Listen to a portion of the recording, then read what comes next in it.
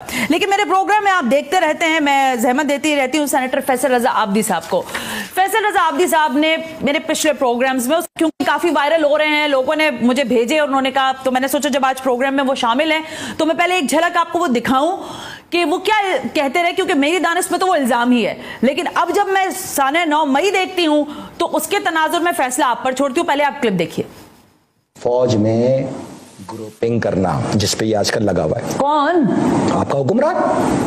تو یہ دو سارے وہ تو کہہ رہے ہیں نواز شریف کروانا چاہتے ہیں. نا یہ گروپنگ اس لیے کر رہا ہے, جب تک فوج میں گروپنگ نہیں ہوگی اس ریاست کو کوئی نہیں توڑ سکتا. یہ گریٹر اسرائیل پہ کام کر رہا ہے, یہ پاکستان میں فوج کو کمزور کر کے یہاں طالبان ٹیک اوور کرائے گا.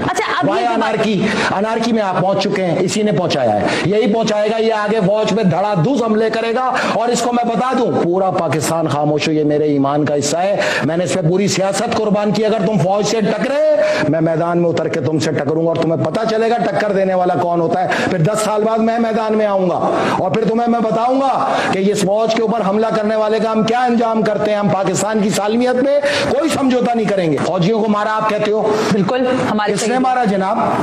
یہ ٹیررسٹ اور طالبان نے مارا نا, ٹی ٹی پی نے مارا نا. فوج کے بیانی ہے کہ ٹی ٹی پی حملے کر رہی ہے. بالکل. یہ ٹی ٹی پی کے دہشت گرد کس نے چھوڑے حملے کرنے کے لیے؟ امریکہ نے چھوڑے.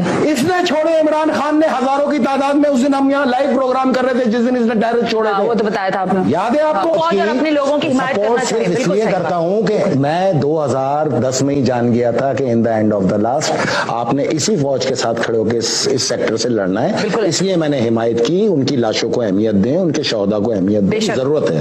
ہم نے آخر میں یہیں کھڑے ہونا ہے. تو جب ہم نے 10 سال بعد کھڑے ہونا تھا تو میں 2010 میں کھڑا ہو گیا. بالکل ٹھیک ہے. اور مجھے ایجنٹ کا, تو اب یہ ایجنٹی تم گلی گلی کوچے کوچے کرتے ہوئے نظر آؤ گے. یہ ایجنٹی نہیں, یہ فرض ہے. بالکل اپنی افواج کی دفاع کرنا اور ان کے ساتھ کھڑے ہونا ہم سب کا فرض ہے. بالکل. یہ اس جنگ میں یہ مردوں کا میدان سجنے جا رہا ہے, گٹار والوں کا نہیں. یہ 2022 کی بات ہے. سینیٹر فیصل رضا عابدی صاحب آئے تھے, انہوں نے یہ دعویٰ کیا تھا, لیکن واقعی ہم نے دیکھا کہ افواج پاکستان پر جس طرح سے سوشل میڈیا کے تھرو حملے کیے گئے, پھر براہ راست جو حملہ کیا گیا کو کمانڈر لاہور کے گھر پر, پھر GHQ کے اوپر جو دروازے پر حملہ ہوا ہے, اسی سب تناظر میں بات کرنے کے لیے, اور یہ سازش واقعی سازش ہے بھی یا نہیں, اس پر بات کرنے کے لیے میرے ساتھ موجود ہیں سینیٹر فیصل رضا عابدی. ایک مرتبہ پھر بہت شکریہ فیصل صاحب کہ آپ تشریف لے کر آئے. یہ کلپ مجھے اس لیے دکھانا پڑ گیا کہ یہ وائرل کافی ہو رہا ہے, لوگ آپ کو بھی یقیناً کہیں نہ کہیں شیئر کر رہے ہوں گے. مجھے یہ فرمائیں کہ یہ سانحہ 9 مئی جب ہو رہا تھا تو آپ بھی اسی شہر میں ہوں گے, یہاں بیٹھے ہوں گے, ٹیلی ویژن کی سکرینز پر دیکھ رہے ہوں گے. یہ کیا تھا سانحہ 9 مئی آپ کی نظر میں؟ بہت شکریہ میری محترم بہن, آپ نے موقع دیا. آپ کو بتاؤں کہ بڑے پہاڑ ٹوٹے ہم پہ, 15 سال مصیبتوں کے, چھاپوں کے, جیل میں, مطلب چھوٹے سے پنجرے میں 4 مہینے رکھا گیا, زہر دیا گیا جیل کے اندر, سب کچھ ہوا, لیکن اتنی اداسی نہیں ہوئی جو 3 دن سے یہ اداسی ہے. یہ اللہ جانتا ہے کہ یہ جو ہوا ہے نا, وہ آپ اس کو ڈسکرائب نہیں کر سکتے. میں آج آپ کے سامنے اس کو کھولوں گا کیونکہ میں آپ کو یہ پہلے بتا چکا. جی, مجھے اس بات پہ زیادہ حیرت اس لیے کہ 18 ملکوں کے اندر ہمارا اپنا انٹیلیجنس نیٹ ورک کام کرتا ہے, FRA کا, اور ہم ہوم لینڈ سیکیورٹی ہو, CIA ہو, موساد ہو, را ہو, ان کے بالکل گلے کے اوپر موجود ہوتے ہیں. جہاں پاکستان کے خلاف کوئی چیز آتی ہے ہم ایکٹیویٹ ہو جاتے ہیں. میں آج چاہتا تھا کہ گزشتہ عدالت کے ایک فیصلے پہ ایک میرا کیس زندہ ہوا, اس طرف آنا, لیکن میں یہ سمجھتا ہوں کہ میرا غم بہت چھوٹا ہے, یہ ریاست کا غم بہت, ریاست کا غم ہے. بالکل درست. اور دوسرا اس کی وجہ یہ بھی اس طرف نہ آنے کی آج کہ آپ فیس نہیں کر پائیں گے, آپ کا چینل فیس نہیں کر پائے گا اس چیز کو, آپ پہ پابندی لگ جائے گی. لیکن بہرحال برے وقتوں میں آپ نے ساتھ دیا تھا, آپ کو قربانی کا بکرا نہیں بنائیں گے. ضمن کے اندر میں, چونکہ میں نے خود اعلان کیا تھا کہ 10 سال بعد میں میدان میں اتروں گا. ہاں, یہ آپ نے بالکل جی. میں FRA ریسرچ سیل کو احکامات جاری کرتا ہوں کہ فوری طور پہ وائس آف شہدائے پاکستان کا پرچم آویزہ کر دیا جائے. اچھا. آج سے ہمیں میدان میں تصور کیا جائے, ہر میدان میں موجود ہوں گے عملاً. اچھا. انشاءاللہ تعالی جمعرات کو کراچی پریس کلب میں شام 5 بجے وائس آف شہدائے پاکستان اپنے روڈ میپ کا اعلان کرے گی. بڑی بات ہے فیصل رضا عابدی صاحب. بالکل, ہم میدان میں آ گئے. وعدہ کیا تھا نا کہ 10 سال بعد آئیں گے, ہم پورے 10 سال بعد آئیں. 10 سال بعد میدان عمل میں ہوں گے. پرچم آویزہ کرو, وائس آف شہدائے پاکستان نمٹے گی. اور اس کا کام کیا ہوگا؟ جمہوری مارشل لا, جمہوری مارشل لا. آپ کے ISPR کہہ رہے ہیں ماشاء اللہ نہیں لگے گا. ہم نے کب کہا آپ ماشاء اللہ لگائیں؟ جمہور کی منشا کو جمہوریت کہتے ہیں, اور جمہور کی منشا نے اگر یہ پاکستان آپ کے حوالے کیا تو تاریخ کا مورخ اس کو جمہوری ماشاء اللہ کے نام سے یاد کرے گا انشاءاللہ.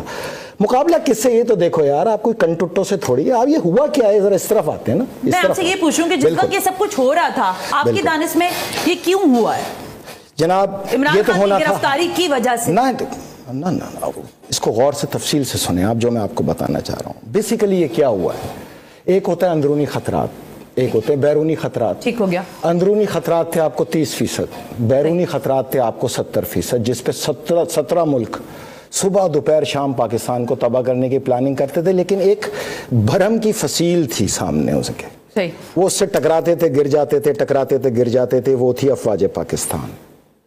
در حقیقت 9 مئی کو یہ بھرم کی فصیل کو توڑ دیا گیا, عالمی طاقتوں کے آگے ہمیں کمزور شکار بنا کے پیش کر دیا گیا. میں آپ سے جو گزارش کرنا چاہ رہا ہوں وہ صرف اتنی ہے کہ بھرم کی فصیل کو دوبارہ تعمیر کرنے میں ہمیں اپنے خون کے گارے سے اس کو تعمیر کرنا پڑے گا, بے شمار لاشوں کے صحیح کہہ رہے ہیں آپ ویسے, اور اس کے لیے ہم تیار ہیں. نہیں وہ جو ہندوستان میں ہماری شادیانے بجے وہ اولاد, ہمارے رشتہ دار, ہمارے ماں باپ, ہمارے دوست ہیں, we are ready. ہم نے پہلے ہی لاکھوں لاشیں دی ہیں. ایک طرف لاکھوں لاشیں دینے والے پرامن احتجاج کر کے پاکستان کا کیا چہرہ پیش کر کے گئے, اور ایک طرف اقتدار کے لیے پاکستان کے اداروں کو نظر آتش کر دیا گیا. اہل لاہور کو میں آپ کو بتاؤں کہ آپ جن کو اپنے کندھے پہ سوار کر کے لائے تھے, خدا کی قسم مکافات عمل کی تحریر کو آسمان پہ پڑھو, یہی دہشت گرد تمہاری املاک کو بھی لوٹیں گے, بالکل اسی طرح اس کو جلائیں گے بھی. اس کے ذمہ دار تم لوگ. اور یہ فیل کیوں ہوا؟ اس طرف آتے ہیں, فیل بھی ہوا ہے, مؤخر ہو گئی. یہ عالمی جنگ مؤخر ہوئی ہے پاکستان میں. یہ عالمی جنگ کے آغاز کا دن تھا پاکستان میں, اور اس کے لیے تعین ہی یہ کیا گیا تھا کہ اس کی گرفتاری. اس کی وجہ یہ ہے کہ تحریک انصاف کے تمام جلسوں میں گزشتہ 3 سال سے اردگان دکھایا جا رہا تھا, ترکی کے اندر عوام کا ریئیکشن دکھایا جا رہا تھا, جس میں فوج کی گاڑیوں پہ اور فوج پہ حملے کیے جاتے تھے. اس کو 3 سال کا جو مائنڈ میک اپ کیا گیا تھا, اس کا عملی نمونہ آپ کو 9 تاریخ کو سامنے آیا, جس کا مائنڈ میک اپ کیا گیا عوام میں, جلسوں میں, بار بار مائنڈ سیٹ بنایا گیا. اس کا مقصد ہے کہ پلان تھا, عالمی طاقتوں نے پلان کر رکھا تھا, اور اس کی جو ڈیڈ لائن تھی وہ تھی اس کی گرفتاری, جو اس یہ بار بار کہتا تھا ہماری ریڈ لائن ہے, ہماری ریڈ لائن ہے, ہماری ریڈ لائن ہے. در حقیقت اس کے اندر عوام بھی تھی, لیکن 60% طالبان دہشت گرد بھی موجود تھے, جس کو انہوں نے جیلوں سے چھوڑا تھا. جو میں چیخ کے مرتا رہا, یہ سن کے مزے لیتے رہے. تو سن کے پھر یہی ہوتا ہے نا کہ انجام. سنیے, ایک تو یہ فیل ہوا. کیسے عالمی سازش آپ کہہ رہے ہیں کیسے فیل ہوئی؟ آپ کیا سمجھتی ہیں کہ اس کو کس طرح فیل کیا گیا؟ اس کو ایک وائس ڈیسیجن لیا آپ کے آرمی چیف نے. بالکل, یہ ان کے ایک تلخ فیصلے کے سبب مؤخر ہو گئی. بہت اچھی طرف لیا ہے, کیونکہ میں آپ سے سوال یہی کرنے والی تھی. ختم نہیں ہوئی یہ جنگ, تو ہونی ہے, لیکن ایک بردبار فیصلے نے. یہ تو میرے مولا علی کا قول ہے, زمانہ آخر کی جنگی وادی سندھ میں ہونی ہے, یہاں کے دریا انسانی خون میں تر ہوں گے 7 بار. یہ تو ہونی ہے, مؤخر ہو گئی. مؤخر ہونے کی 2 وجوہات ہیں. ایک آرمی چیف کا وائس ڈیسیجن, ان کو ایک تلخ فیصلے کا وقت تھا, بہت زیادہ. اور میں آپ کو صحیح بتاؤں, میری کیلکولیشن میں نہیں تھا کہ وہ یہ فیصلہ لیں گے. اچھا, میں بھی حیران رہ گیا. اچھا, 2 وجوہات کی وجہ سے. بڑی بات ہے کہ آپ حیران رہ گئے. میں حیران رہ گیا. انہوں نے ایک تلخ ڈیسیجن یہ لیا کہ گولی نہیں چلانی. نہیں, گولی کیا, کسی نے روکنے کی کوشش نہیں کی. لسن, آپ یہ پاکستان میں مس پرسیپشن کو کل کرنے کے لیے ہی میں میڈیا پہ موجود ہوں.